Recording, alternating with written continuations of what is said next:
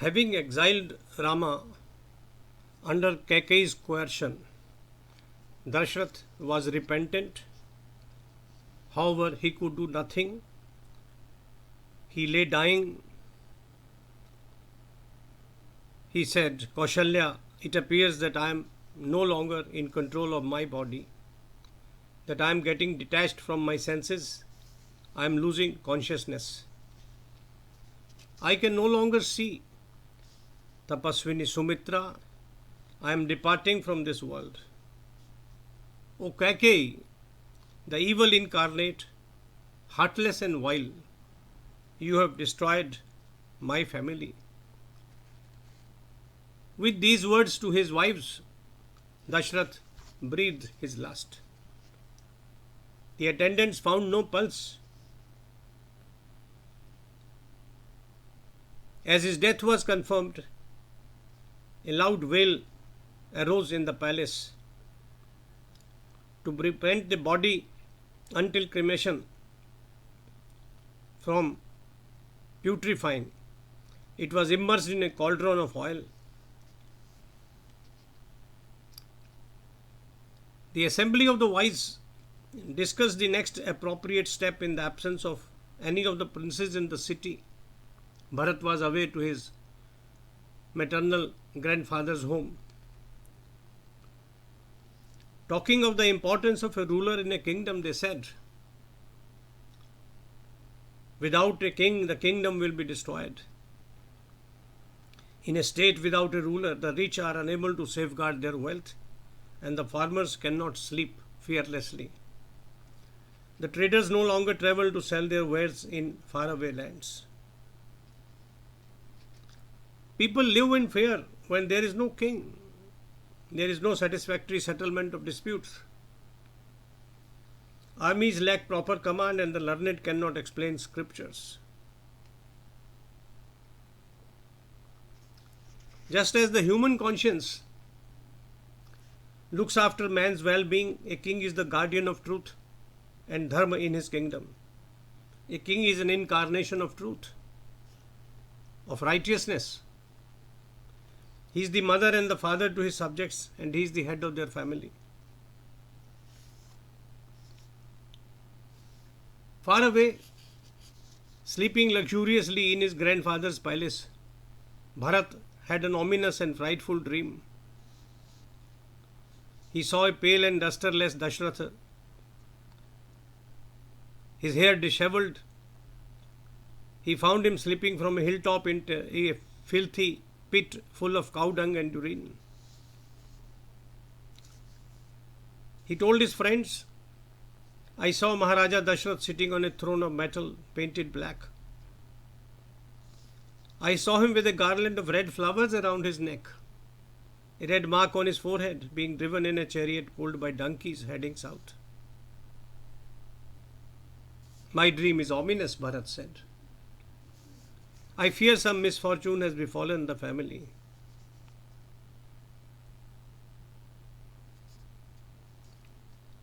Bharat returned to Ayodhya, crossing the rivers Satluj, Saraswati, Yamuna and Ganga on his route. Looking at the desolate city, surprised prince spoke to his charioteer, dotted with gardens, the celebrated Ayodhya does not present a heavy head prospect. Lovingly tended by Rajashri Dashrath, this city once resounded with the Vedic chants of Brahmins and looked luminous with large mansions of the rich traders. Today it resembles a mound of pale death. I notice its gardens bereft of the loving couples. Ayodhya looks and feels like a jungle, but without the musical notes of the birds. The bees do not hum and the koels do not coo. They foretell tragic events. Looking at her son returning home, Kaikeyee was delighted. She sprang from her gilded chair to embrace Bharat. No sooner had the usual courtesies been exchanged, the prince asked his mother, How is it that your bed decked in gold is deserted?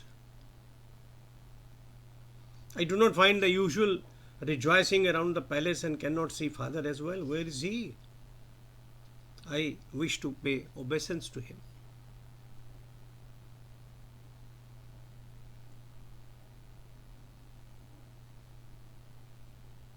Dear son, said Kaikeyee, Maharaja Dashrath was a Mahatma, a glorious and a pious king.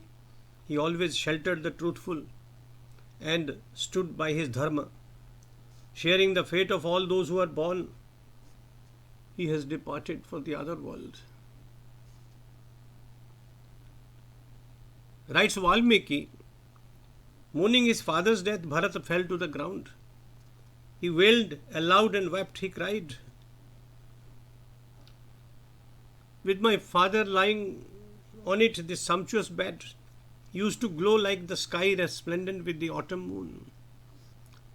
In the absence of the wise Maharaja, his bed looks desolate and eclipsed.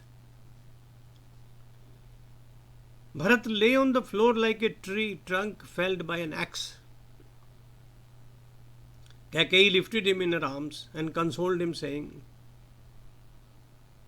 O glorious prince, stand up.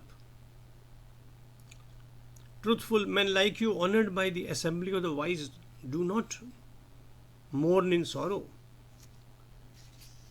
O my wise son, just like the illumination that never vanishes from the sphere of the sun, your wisdom is unshakable.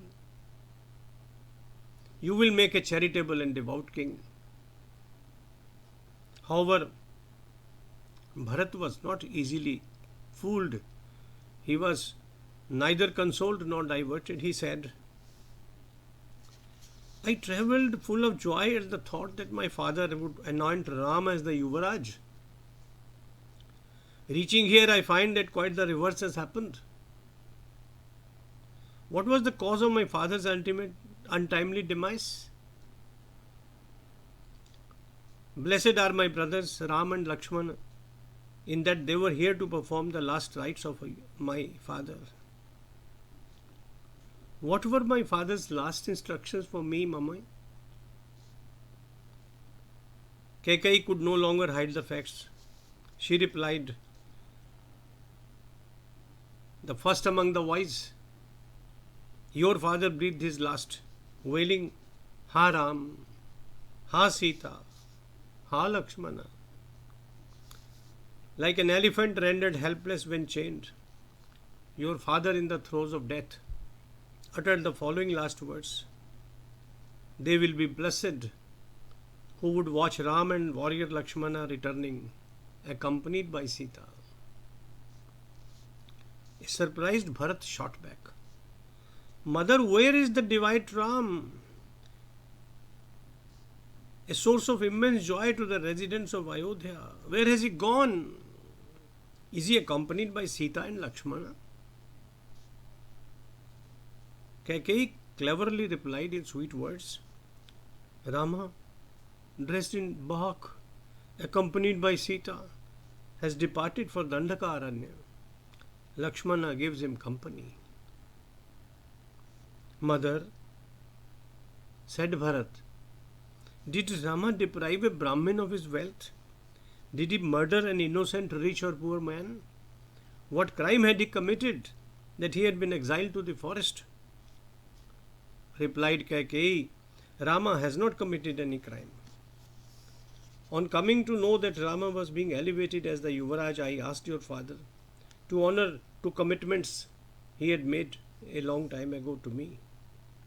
I asked that you be crowned as the Yuvaraj and also that Rama be exiled for 14 years. Being the truthful man that he was, your father agreed to my demands.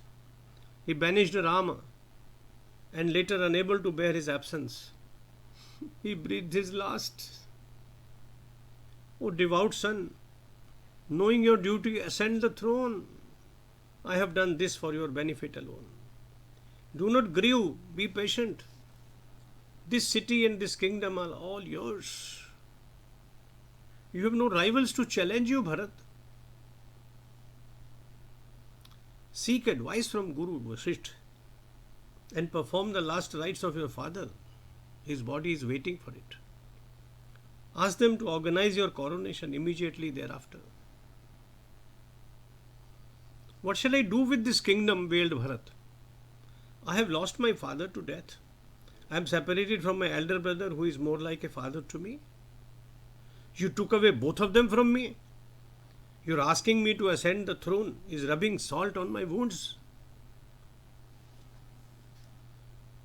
Mother, you arrived as the night of doom to destroy this family. In marrying you, my father chose to sleep on a bed of live coals. Selfishly, you killed my father. Why did you commit this heinous act? You show no signs of repentance, mother. Rama is like a lion. So is Lakshmana. What made you think I could protect this kingdom without them? This burden is too much for me to carry. Just as a calf cannot substitute mighty bulls. It has been our family tradition that the eldest son succeeds the father as a king. The younger brothers work obediently under him in the interest of the state. O evil mother, I shall never bow to your wishes. You have created an unfortunate situation that could have led to my death if I were not contemplating on ways to bring them back to the kingdom. Without any further loss of time, I am proceeding to meet the sinless Rama, beloved of the populace, and ask him to come back. I shall spend my years in the service of Sri Ramchandra. Bharat's rebuke sounded like the roar of a lion. In a Mandarachal cave and silenced Kaikeyee in her attempts to persuade him.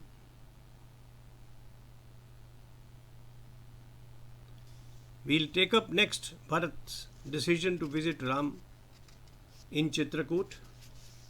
Till then, farewell. Jai Shri Ram.